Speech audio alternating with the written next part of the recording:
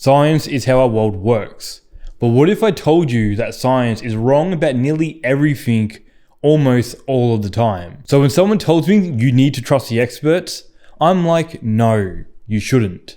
If you understand science, you understand why you cannot just trust the experts. Now let me be very clear about this. Just because someone is an expert, it doesn't mean they are right. In fact, most published research is wrong because of statistical biases, individual biases, and difficulties with reproducibility. So much of the decisions we make in our lives are based upon what we believe to be right and wrong, true and false. So in a world where there is so much conflicting information, how are you expected to know what the truth is and make the right decisions? In this video, I'm going to reveal what the major problem with science is, how this leads people to do the worst thing imaginable, and how you can make the right decisions every time, even when the truth is unknown. I've been researching more into nutrition science lately, and I always believed that polyunsaturated fats like vegetable oils were healthy. But according to this video, I was lied to. Animal fats are king, and vegetable oils are evil. Now this was a problem. I am a pretty health conscious dude. I train hard in the gym and I like to eat reasonably well. So what do I cook my chicken in now? Butter or vegetable oil? And I'm not an expert in nutrition science. I'm not in a position to make an informed decision about this. I do not have the time or really the desire to wade through all the scientific literature to better understand the biochemical processes to make that informed decision. I'm simply not in a position to challenge the experts, particularly when you have these two polar opposite perspectives. Instead, here was a video that did the heavy lifting for me, and it looked pretty definitive. The video is very well made, it seems credible, and Joseph even cites the references he's referring to. I could have left it at that and just cooked all my food in animal fats from now on, but I didn't, because I understand how science works. Facts don't care about your feelings. Well, sorry to break it to you, but science isn't facts. Science is testing different ideas and data to see which theory is most correct. And if a group of researchers can get enough of their peers who are trained in that field to agree on the theory, then it becomes a scientific consensus. But even then, it may not be true. It's just the best understanding we have right now. Science is all about asking questions, developing ideas from those questions, taking these ideas and putting them through experiments to validate them, then to take the data and the results and interpret them into conclusions. And those conclusions must withstand intense scrutiny from the scientific community. Ideation, experimentation, interpretation, and iteration. That is science. Science is the pursuit of truth, not truth itself. So by definition, science is wrong about nearly everything, almost all of the time. This is where nuance is very important, because while the scientific consensus may not be completely right, it probably isn't completely wrong either. Something doesn't need to be completely true to be effective. It just needs to work. More on that later. But here's the problem though. Your primary job as a researcher is to publish as many papers as you possibly can.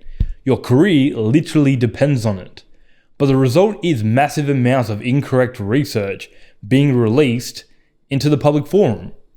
Now, I don't have a problem with this. The only people who read scientific papers are researchers, academics, and the very rare YouTubers. The point is, scientific journals are not mainstream. Content creation is. News articles, YouTube videos, and podcasts have a much wider reach than scientific papers.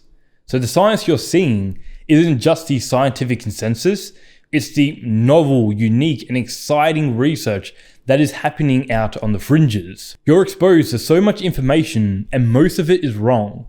You're not trained, I'm not trained to determine fact from fiction.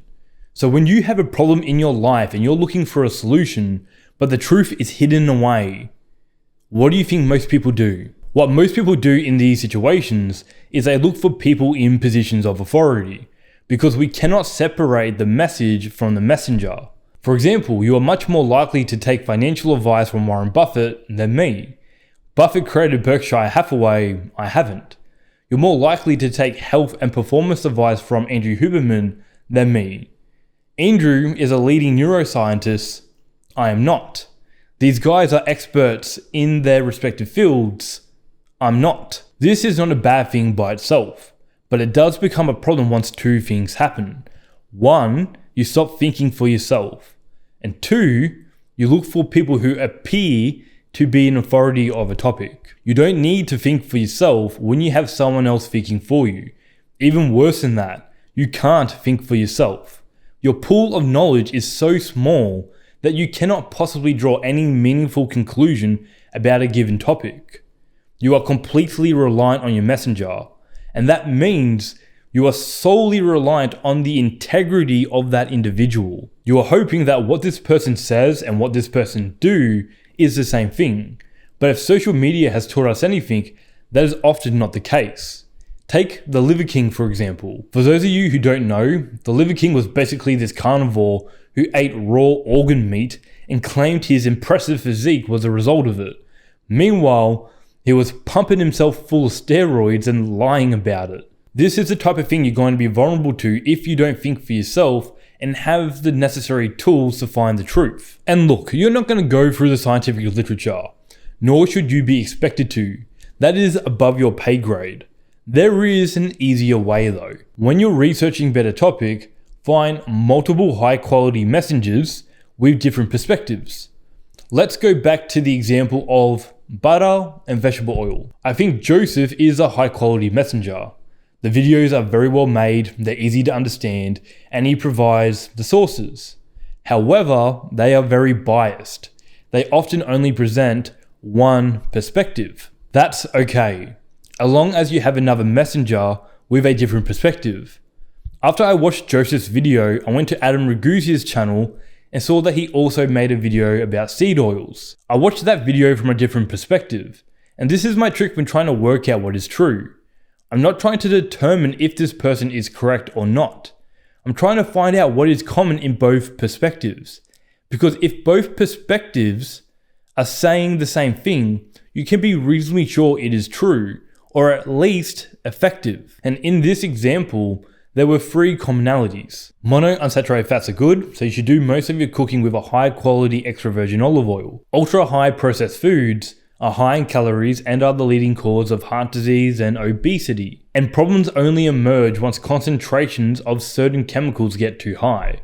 Small quantities are fine. It really doesn't need to be any more complicated than this. 2 videos, 3 principles. That's all you need. And Adam also made a really good point I think is worth mentioning here too. If you notice a fringe idea emerge into the mainstream, ask yourself, what is the motivation? Is it because this individual is a lone soldier and everyone else has been bought off?